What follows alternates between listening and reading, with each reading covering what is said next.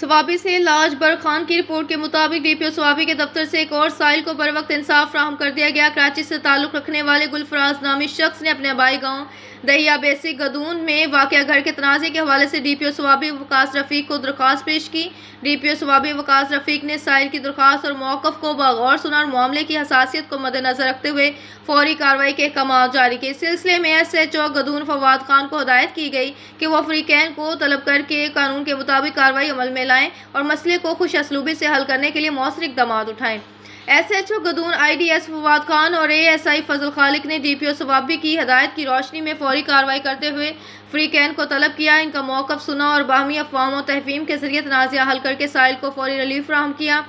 سائل نے بروقت داد رسی اور انصاف کی فراہمی پر ڈی پی او سوابی اور سوابی پولیس کا شکریہ ادا کرتے ہوئے اطمینان کا اظہار کیا۔ سوابی پولیس عوامی مسائل کے حل، انصاف کی فوری فراہمی اور شہریوں کی جان و مال کے تحفظ کے لیے ہر ممکن اقدامات جاری